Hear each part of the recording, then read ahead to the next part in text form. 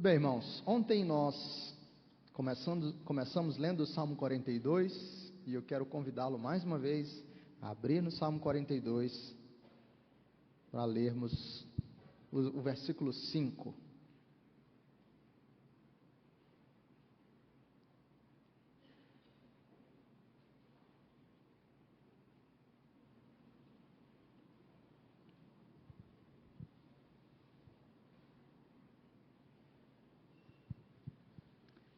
Salmo 42, versículo 5, a palavra do Senhor nos diz assim: Por que estás abatida, ó minha alma?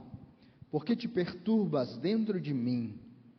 Espera em Deus, pois ainda o louvarei, a Ele, meu auxílio e Deus meu.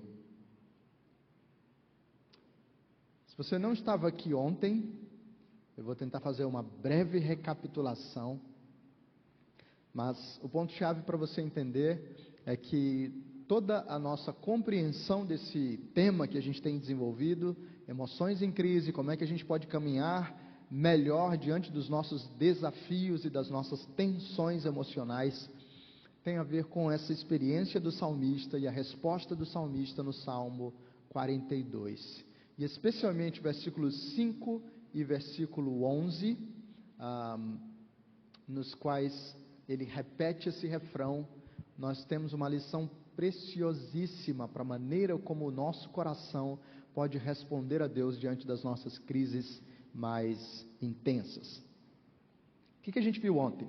Ontem nós tivemos duas palestras para apresentar e começar essa discussão e essa percepção de como nós podemos caminhar melhor na maneira de olhar para as nossas emoções e de lidar com as nossas emoções a partir do Evangelho, de uma maneira centrada no Senhor. Isso é muito importante, porque nós falamos ontem que nós estamos em uma era que é marcada por essa ênfase em saúde mental, equilíbrio emocional, ou alguma coisa nesse sentido. Mindfulness, presença, qualquer outra coisa parecida com isso. Então, essa é uma era em que se fala muito sobre isso. Aliás, um filósofo descreveu essa era como a era do terapêutico, e ele demonstrou como nós tivemos uma mudança significativa ao longo dos tempos, em que a percepção do homem fundamental em gerações anteriores era de um homem religioso, e o homem religioso existe para ser redimido, salvo. Mas a mudança ao longo dos séculos, ou pelo menos ao longo das décadas, nos fez perceber o homem na nossa cultura de uma forma diferente. E hoje a visão predominante acerca do homem é a do homem psicológico. E o homem psicológico, diferente do homem religioso, não existe fundamentalmente para ser salvo, mas existe para ser agradado. Por isso a palavra da moda, ou a expressão da moda, é bem-estar. E você encontra bem-estar em tudo quanto é lugar, né? Desde programa de televisão, a nome de academia, programa de dieta, enfim, bem-estar está em tudo. Só que na mesma medida em que nós temos essa visão terapêutica, as propostas que são apresentadas para nós são propostas, em sua maioria, que buscam a autonomia humana, centradas no próprio homem. E ao oferecer algo centrado no próprio homem, elas não conseguem tocar a dimensão mais profunda e aquilo que verdadeiramente pode providenciar sustentação, base e saída para as nossas experiências de crise e de tensão. Eu não quero dizer que nada do que está sendo ensinado, falado por aí tem valor. Há muitas coisas e lições que são preciosas, que são importantes, fazer dieta, fazer exercício físico, praticar até mesmo exercícios de respiração, tudo isso tem o seu lugar, e tudo isso pode fazer bem para a gente. Mas o ponto é, se a dimensão central da sua existência, se o seu coração não for tocado e trabalhado, então todas essas coisas se transformam em placebos. Nós conseguimos até melhorar sintomas, mas a doença, o problema central fica de fora. Ontem nós começamos a observar isso, e nós tentamos demonstrar como é que a nossa sociedade experimenta agora no nível muito intenso essas crises emocionais, embora seja a sociedade que mais fala sobre equilíbrio emocional. Nós destacamos como é que nós estamos lidando com as emoções de uma maneira errada, seja supervalorizando, seja sufocando, seja fugindo, ou seja tentando resolver sem entender o que está acontecendo. Nós falamos o que são as emoções propriamente e como elas podem ser percebidas de uma forma diferente quando nós as entendemos como aspectos que se comunicam, manifestam uma linguagem, um clamor, revelam algo dos nossos anseios e do nosso coração e ecoam algo do nosso Criador que Ele comunicou a nós. E nós começamos então a apresentar um caminho que podemos trilhar para a gente passar melhor pelas nossas dores e desafios emocionais. Aliás, todos nós teremos de passar por isso, porque nós somos pessoas caídas, vivendo em um mundo caído. Então, qualquer pessoa que queira vender para você a ideia de uma vida perfeita, desse lado da eternidade, vai estar prometendo uma mentira. Mas a questão é como é que nós, caídos no mundo caído, podemos passar pelas nossas experiências, dores, crises e desafios, sem ser destruídos por eles, ou até mesmo percebendo como a bondosa mão do Senhor opera em nós e providencia graça para o dia da angústia. Talvez alguns de vocês agora mesmo estejam passando por isso. Fluminense e Boca Juniors jogando.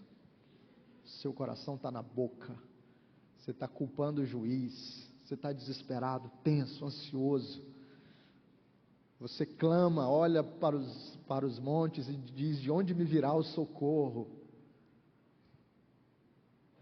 Talvez não seja um jogo de futebol, seja uma crise no relacionamento com seu pai. Talvez seja um problema no seu namoro. Talvez seja a pluralidade de opções quanto aos seus caminhos no futuro e você se sente completamente perdido. Talvez seja o medo de tomar uma decisão errada. Talvez seja o Enem que você vai fazer amanhã. Não sei, nós temos muitas possibilidades de crise. Talvez seja a notícia de uma doença inesperada, seja em você ou em alguém querido. Como é que a gente caminha no meio desses desafios e tensões? Nós apresentamos uma trilha que segue 4 passos ou 4 aspectos fundamentais. E ontem nós falamos sobre os 2 primeiros. O primeiro deles é o movimento de ouvir as emoções. E nós destacamos isso porque, fundamentalmente, nós estamos em uma era marcada pela distração.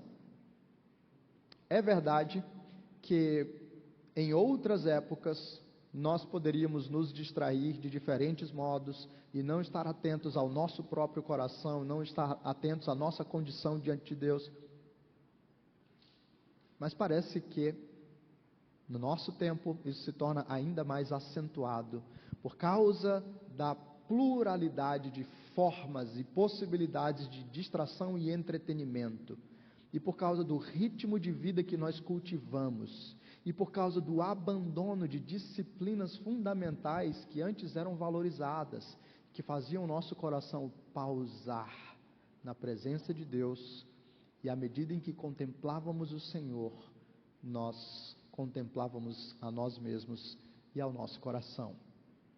Nosso coração anda agitado, e a primeira coisa que a gente precisa fazer é resgatar a prática de parar e ouvir, prestar atenção, porque a nossa alma está gritando, ela está clamando, e por vezes a gente está lutando com o mundo, experimentando as dores, experimentando isso em níveis físicos mesmo, dificuldade para dormir, dificuldade de se alimentar, problemas intestinais, problemas no sono, problemas relacionais, irritabilidade, uma série de outras coisas, e a gente não percebe como por trás de tudo isso está um coração gritando, clamando.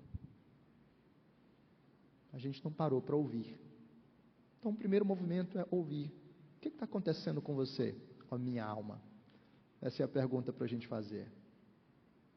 Mas depois disso, há um segundo passo, que a gente viu ontem também.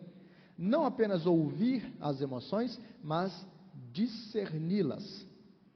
Ora, se as emoções são uma linguagem, são a linguagem da nossa alma, nós precisamos fazer o esforço para entender o que as nossas emoções estão comunicando. E nós percebemos ontem como as emoções comunicam aspectos fundamentais do nosso coração. Elas comunicam o que amamos, o que tememos, o que desejamos, comunicam o que adoramos. As nossas emoções revelam onde está o nosso coração, revelam onde está o nosso tesouro. Elas revelam os nossos amores, os nossos anseios. E assim, cada experiência que a gente tem, por exemplo, o jovem tímido e envergonhado, que nunca consegue dar a sua opinião diante das questões que são discutidas, seja entre os amigos, seja na sala de aula, na universidade ou no trabalho. Isso pode expressar aquele temor de homens que diz: eu desejo ser amado pelo grupo. Então, a melhor coisa que eu posso fazer é ficar caladinho, quietinho, para que as pessoas continuem me aceitando aqui. E assim ele busca a aprovação dos homens mais do que a aprovação de Deus. Ou talvez seja a pessoa que morre de medo de falar alguma coisa e falar errado. E assim ser humilhado, envergonhado, alguma coisa assim. E de repente essa pessoa revela que o grande amor dela é pela sua reputação, é pelo modo como as pessoas a verão. E por isso o seu grande temor é passar algum tipo de vergonha diante das pessoas.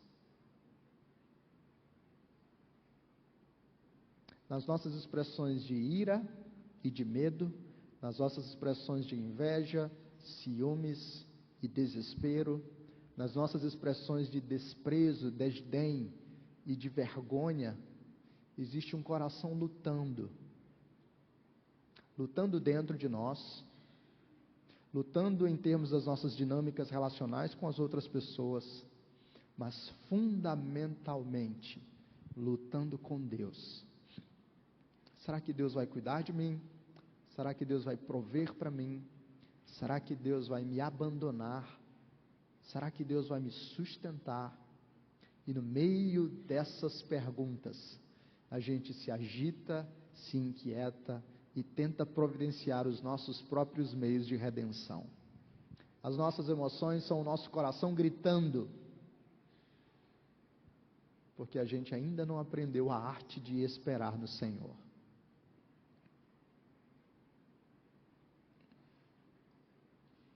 Mas até aqui, esse é um caminho passivo. Ouvir, discernir. Até aqui as emoções estão falando. E tudo que a gente está fazendo é perceber e tentar entender, tentar discernir. Só que chega um momento em que as coisas precisam caminhar de uma forma diferente. Eu lembro bem de uma situação, eu e a Ivonete, a gente estava conversando e se preparando para namorar.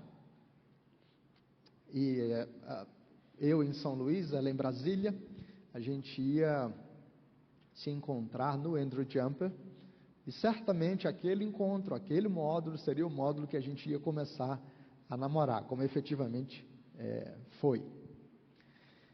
Mas a gente estava tentando resolver algumas coisas de passagem e coisas do módulo, e alguma coisa deu errado na inscrição dela do módulo.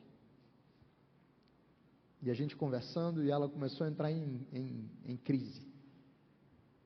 Nossa, mas eu não sei o que está acontecendo, e não podia dar errado, isso e aquilo.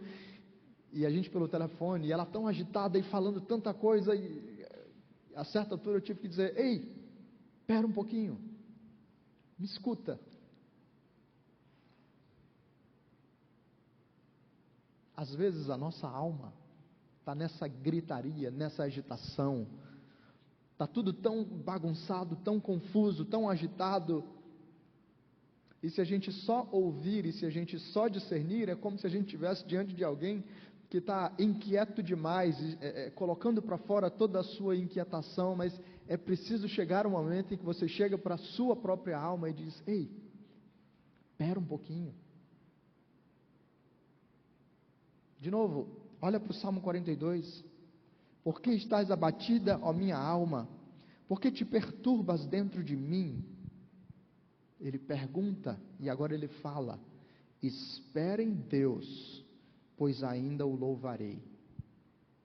Se o primeiro movimento é ouvir as emoções, e o segundo movimento é discernir as emoções, nós precisamos chegar ao terceiro movimento, que é falar as emoções. É curioso, um autor, ou dois autores, mas dentre eles o Paul Tripp, fala para a gente um negócio muito interessante. Talvez você já tenha ouvido falar desse autor. Ele é bastante influente nesse contexto de aconselhamento centrado na Escritura, no Evangelho. E uma das coisas que ele diz para a gente é a seguinte: você é a pessoa mais influente sobre você mesmo.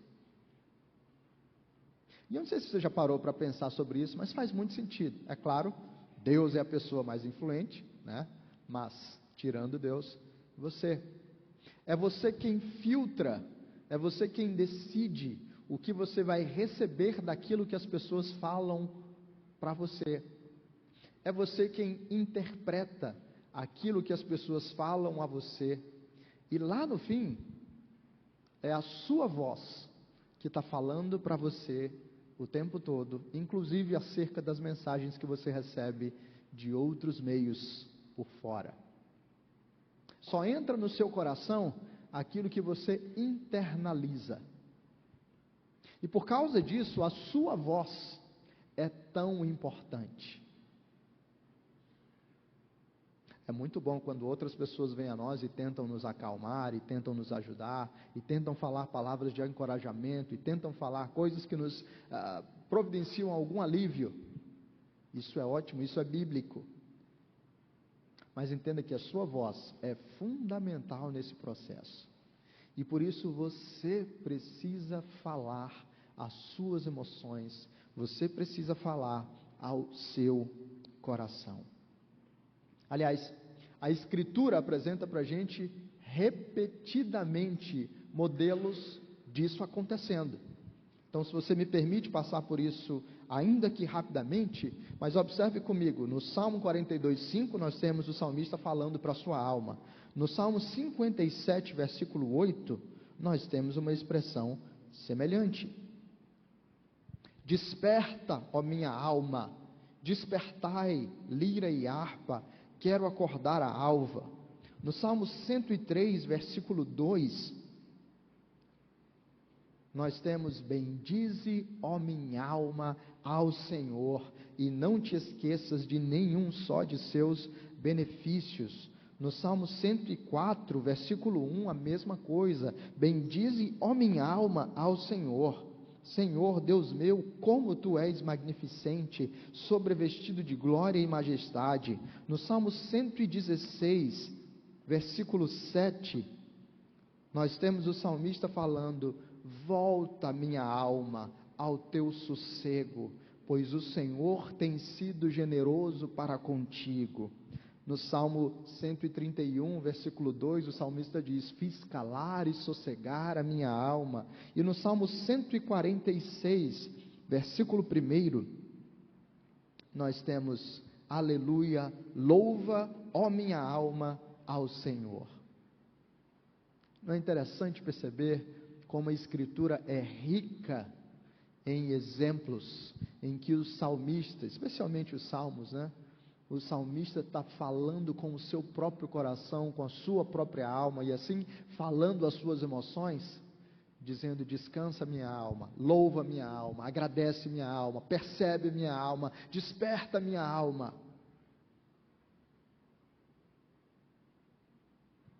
Parte do nosso problema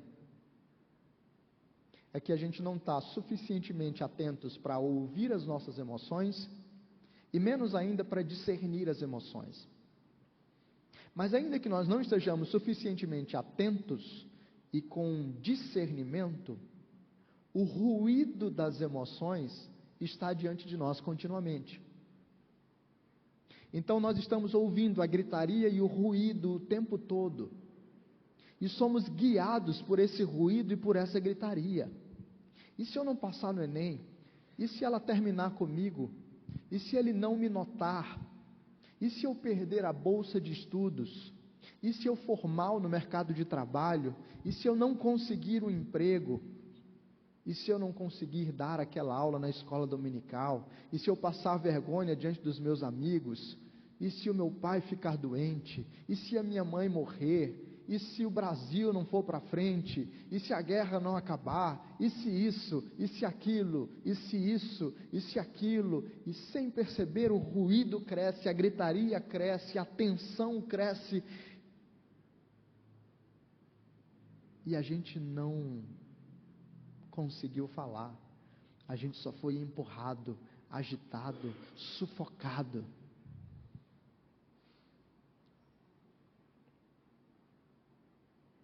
É preciso que chegue o momento da gente dizer: volta minha alma ao teu sossego. Espera aí, alma. Espera aí, coração. Escuta. Eu tenho coisas para falar.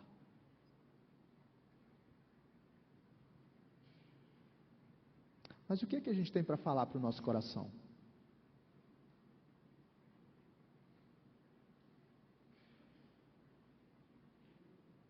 Eu sei que às vezes a gente pode até mesmo achar que as nossas palavras são ruins. E é verdade que existem palavras e expressões que às vezes não ajudam muito. Eu lembro em algumas das minhas ocasiões, como eu mencionei ontem, em que eu tive ataques de pânico. A pior coisa que alguém podia me dizer quando eu estava no meio de um ataque de pânico, achando que eu ia morrer, era: não fica ansioso, não fica assim.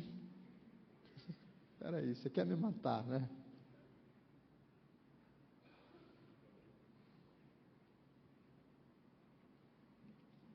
Mas há muito que nós podemos falar ao nosso coração. E eu quero sugerir algumas coisas para vocês. Por exemplo, a primeira coisa que a gente pode falar ao nosso coração e às nossas emoções é acerca de quem nós não somos. Quem eu não sou. Como assim? E por que eu vou falar para mim quem eu não sou? Porque muitas vezes aquilo que nos deixa agitados e ansiosos tem a ver com uma percepção errada acerca de nós. Uma das minhas expressões de ira, por exemplo, e aí coitado da minha esposa é uma santa, depois ore por ela e agradeça a Deus pela vida dela, né? Mas algo que acontecia comigo era o seguinte: eu media o meu valor pela minha produtividade. Então era assim: eu tinha que estar trabalhando sempre, eu tinha que estar produzindo sempre, eu tinha que estar fazendo alguma coisa para justificar a minha existência. Justificação pelas obras, justificação pela produtividade. Mesmo o pastor não tirava dia de folga. Para que dia de folga? Dia de folga, ou eu resolvia coisas que estavam atrasadas, ou eu adiantava coisas que eu precisava fazer. Sem folga, trabalho, correria o tempo todo, e muito disso tinha a ver com um coração que queria ser validado por essas coisas. Por isso a pior experiência para mim, nós ainda não tínhamos filhos, a pior experiência para mim era ficar doente. Porque ficar doente quebrava o meu plano. Ficar doente mostrava para mim que eu não conseguiria fazer tudo aquilo que eu queria fazer. E aí o que acontecia? Como eu não conseguia fazer as coisas, eu me tornava uma pessoa rabugenta. E quem é que sofria com isso? Quem morava comigo, minha esposa.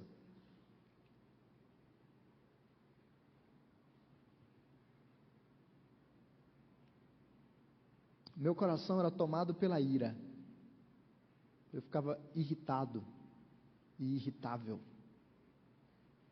irado, inquieto, frustrado. E naqueles momentos, a minha esposa sabiamente dizia para mim: agora é hora de você descansar, repousar, recuperar. E uma das coisas que eu precisava ouvir naqueles momentos é: ei, lembra que você não é Deus.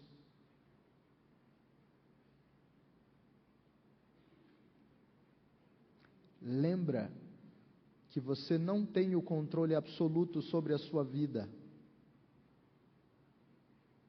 Lembra bem quem você não é, para que você saiba que você é criatura e não criador. Não é essa uma das grandes fontes da nossa tensão existencial? Você querer ocupar o lugar de Deus na sua vida? Por que você fica tão ansioso quanto a sua vida profissional? É porque você gostaria de ter o controle absoluto dela. Por que você fica tão ansioso quanto ao seu relacionamento? É porque você gostaria de ter o controle absoluto dele. Por que você morre de medo com relação a algumas doenças? É porque você gostaria de ter o poder absoluto sobre elas. E uma das coisas que você precisa dizer para a sua alma é: ei, alma, te lembra que você não é Deus. Aceita a sua condição de criatura. Aliás, duas coisas acontecem daí. Uma delas é que você é humilhado. Isso significa que você é rebaixado, o seu ego é quebrado. E isso é ótimo. Porque com o nosso ego inflado, aliás, foi sorteado ontem o livro Ego Transformado. Esse livro é fantástico, recomendo demais. O nosso ego inflado nos coloca em posições muito ruins. Falar para nós mesmos quem nós não somos, especialmente dizendo você não é Deus, ajuda a desinflar o nosso ego para ele voltar ao lugar normal. Mas ao mesmo tempo que traz para a gente uma experiência dolorosa de ter o ego quebrado, traz uma experiência maravilhosa de ver uma tonelada saindo dos nossos ombros. Eu lembro quando eu pastoreava em São Luís. Nós passamos 7 anos plantando uma igreja. E nós começamos do zero. Éramos 5 pessoas na primeira reunião. E na última reunião nós tínhamos lá mais de 40 pessoas. E tomar a decisão de sair, para mim, foi muito difícil. Porque eu ficava me perguntando: Deus, o que vai ser desse povo? Eu orei, discipulei, acompanhei, eu celebrei o casamento de alguns deles, eu trabalhei na restauração do casamento de alguns deles, eu batizei os filhos deles, nós criamos uma cultura tão legal como igreja. Se eu sair, o que vai acontecer? E tomar a decisão de sair, para mim, foi terrível. Eu passei meses lutando, adoeci no processo, para vocês terem uma ideia. Mas no meio disso, Deus estava me falando: Allen, quem você pensa que é? Você acha que é o Espírito Santo? Você acha que você cuida deles melhor do que eu?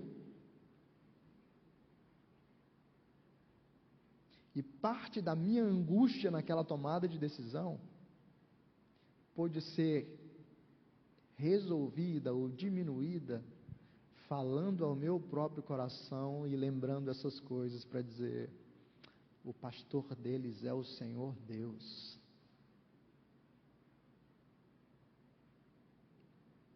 Você é um auxiliar.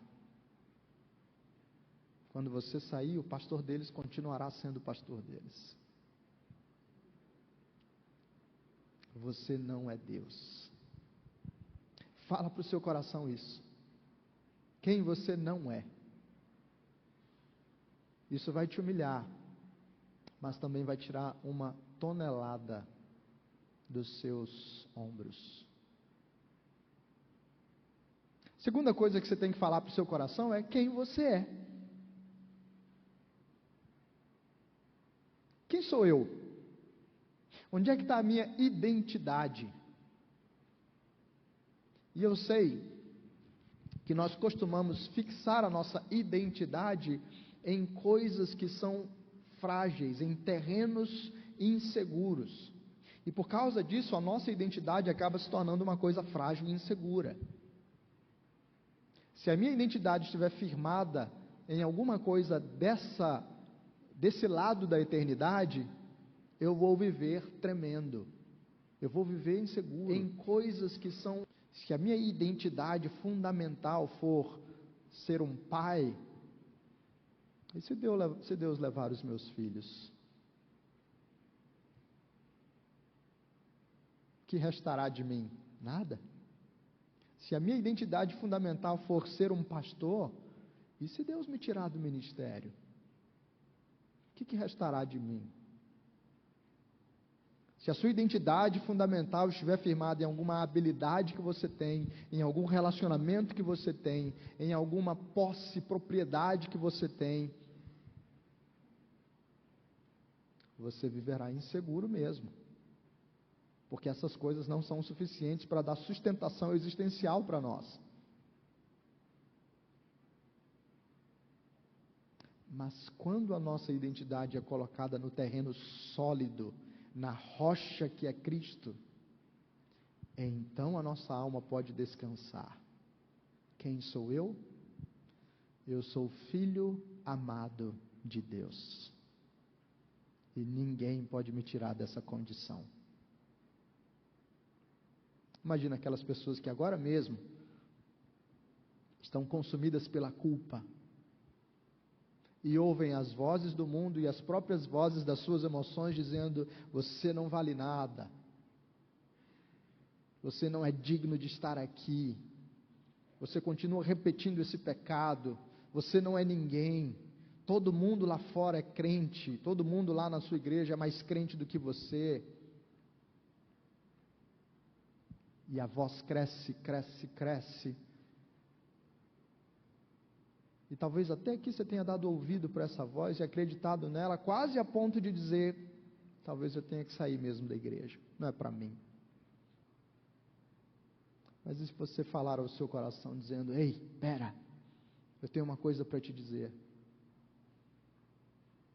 Eu sou filho amado de Deus. Foi Ele quem me disse isso, e Ele não muda de ideia.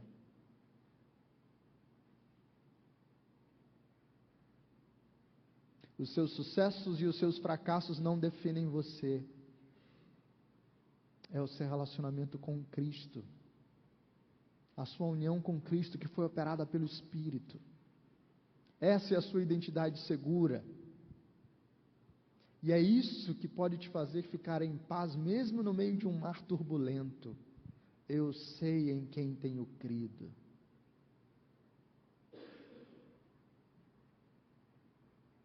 Você fala para as suas emoções e fala para o seu coração quem você não é, quem você é. Você fala para o seu coração quem Deus é. Lembra do Salmo 23? O Senhor é o meu pastor, nada me faltará. No meio das nossas crises emocionais, nós tendemos a reinterpretar Deus, a olhar para o Senhor, a partir das nossas emoções confusas e não a partir do que Ele revela na Sua palavra. Lembra que nós falamos ontem? Por que eu fico irado ou com medo? Eu sinto um movimento relacional de ataque. E esse movimento de ataque me faz perguntar algo sobre Deus. Será que Deus é bom? Será que Ele vai me proteger? E você já responde: já que Deus não vai me proteger, eu estou justificado em responder com ira, tentando garantir aquilo que é meu, ou com medo, tentando fugir para não sofrer os efeitos do ataque. Mas lá no fim, a imagem de Deus, a compreensão de Deus foi transformada. Você acreditou em uma visão de Deus que não é aquela visão que Deus revela na sua palavra. Por causa disso, você precisa falar ao seu coração continuamente: Deus é bom, o Senhor é o meu pastor.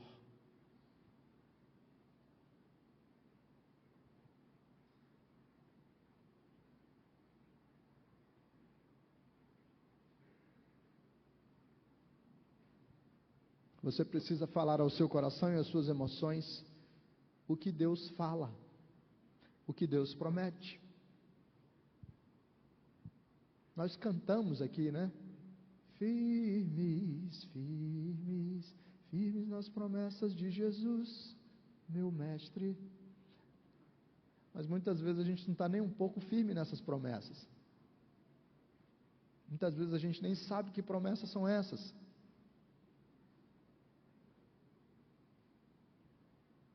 A gente precisa falar ao nosso coração e às nossas emoções as promessas do nosso Senhor. No início desse ano, nós tivemos o maior desafio da nossa vida familiar até aqui. Desde as nossas conversas iniciais sobre filhos, nós sonhamos em ter 4 filhos e possivelmente adotar algum. Lá em 2014, a Ivonete engravidou pela primeira vez e nós perdemos o nosso primeiro filho. Para a gente foi muito difícil, foi um baque muito grande. Nós estávamos cheios de expectativa e era a nossa primeira experiência, e de repente descobrir que o bebezinho não tinha mais batimentos foi um negócio devastador. Mas Deus estava nos ensinando que os filhos que Ele nos desse seriam dele e não nossos. Ele nos deu graça. Foi algo ali pela 6ª, 7ª semana. 2015 ela engravidou, Matias nasceu em 2016. Em 2017 ela engravidou, em 2018 a Lúcia nasceu. Em 2019 ela engravidou e nós perdemos o nosso quarto filho. Deus nos permitiu nesse intervalo ter uma filha adotiva já adulta, que hoje já está casada, foi recebida na família e é filha do coração. Mas em 2022, a Ivonete engravidou novamente e nós celebramos. Puxa, talvez Deus queira presentear a nossa família agora. Mas então lá pela 12ª semana, quando você vai fazer aqueles exames que buscam tentar identificar se tem alguma coisa errada, nós percebemos que havia alguma coisa errada com o bebê. E o bebê estava cheio de líquido, higroma cístico e outros nomes difíceis, e a gente ficou sem entender e com o coração apertado. E a partir dali começou uma sequência de semanas extremamente desafiadoras para o nosso coração, porque agora a gente tinha que monitorar praticamente semana após semana a situação do bebê, sem saber se o próximo ultrassom traria uma notícia positiva ou negativa. Deus nos permitiu saber que era uma menina, porque os exames nos ajudaram a identificar que ela tinha síndrome de Turner, e essa é uma síndrome que só atinge mulheres. Então, dessa vez, diferente dos outros 2 bebês que partiram antes da 12ª semana e por isso não conseguimos saber sexo, não tiveram nomes, dessa vez nós conseguimos dar nome, Charlotte e Elizabeth. E nós amamos Charlotte por cada semana e acompanhamos cada semana ultrassons, exames, enfim. Mas lá na 25ª semana, o Senhor levou a nossa filha. E foi um processo mais difícil, porque diferente dos outros, 25 semanas já é uma gravidez em um estágio mais avançado. Então a Ivonete teve que internar para fazer um parto de um filho que não voltaria para casa conosco. Mas por que eu estou contando essa história? Porque no momento em que nós percebemos esse desafio e o nosso coração ficou muito desorientado, a gente entendeu que precisava falar ao nosso coração para colocar as nossas emoções minimamente num lugar correto. E nós então começamos a meditar sobre as promessas do nosso Deus. Eu comecei a fazer isso tanto com a Ivonete quanto com o Matias e a Lúcia. Quando nós voltamos da ultrassom, no primeiro dia que nós descobrimos que tinha alguma coisa errada, o Matias perguntou: pai, e se o bebê morrer? Eu disse: filho, existe essa possibilidade. Deus pode definir se o bebezinho vai morar com a gente ou se ele vai morar com ele. A gente não tem controle sobre isso. Tudo que a gente pode fazer é orar e esperar em Deus. Mas a partir dali eu comecei a trabalhar com os meninos e decorar com eles Romanos 8:28. Todas as coisas cooperam para o bem daqueles que amam a Deus, daqueles que foram chamados segundo o seu propósito. E a cada culto doméstico era o mesmo versículo, memorizando e eu perguntando para eles: e se o brinquedo quebrar? Isso é para o seu bem? Todas as coisas cooperam para o meu bem. E se a gente adoecer? Isso é para o seu bem? Todas as coisas cooperam para o meu bem. O baque continuou sendo doloroso. O dia 15 e 16 de fevereiro são os dias mais difíceis da nossa vida até aqui. Mas porque nós falamos ao nosso coração e meditamos acerca das promessas de Deus, o Senhor nos permitiu passar por esse episódio de uma forma melhor. Você precisa falar ao seu coração as promessas de Deus. Se você perder o emprego, todas as coisas continuarão cooperando para o bem daqueles que amam a Deus. Se você perder o seu namorado, a sua namorada, o seu noivo, a sua noiva, todas as coisas continuarão cooperando para o bem daqueles que amam a Deus. Se você não passar naquele concurso que você desejava, ou no Enem, todas as coisas continuarão cooperando para o bem daqueles que amam a Deus. Se você ficar doente, todas as coisas continuarão cooperando para o bem daqueles que amam a Deus. Fale à sua alma, fale ao seu coração aquilo que Deus fala. E Deus promete que todas as coisas cooperam. Em Hebreus 13:5, Deus promete: nunca te deixarei, jamais te abandonarei. Lembre-se das promessas, medite nas promessas. Isso é uma âncora para a sua alma. Fale para o seu coração aquilo que Deus faz. Não apenas o que Deus fala, o que Deus promete, mas efetivamente o que Ele faz. Depois leia o Salmo 77, como eu já passei do meu tempo aqui, eu não vou me estender demais, mas observe o Salmo 77, como o salmista começa tão angustiado, E então ele começa a lembrar do que Deus fez com o seu povo, especialmente libertando o povo do Egito e abrindo o mar vermelho para que o povo passasse. E isso volta o coração do salmista a uma experiência de lucidez e calma.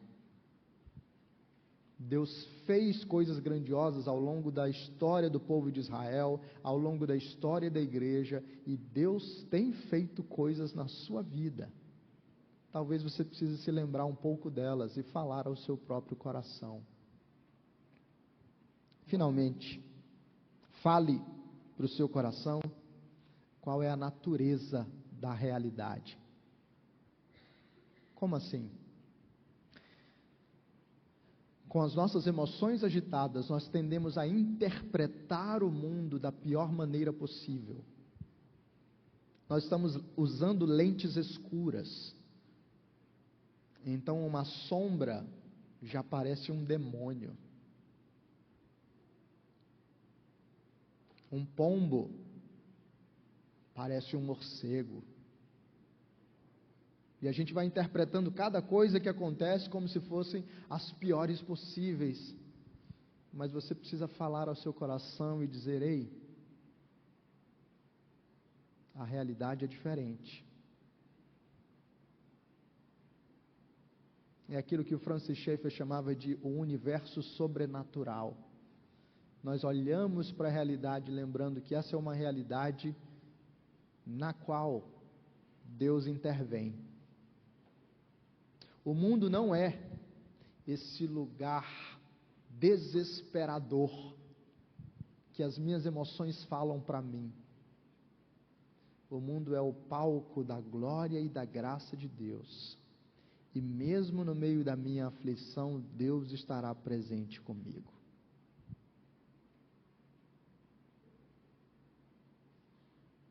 Você sempre está falando alguma coisa para o seu coração.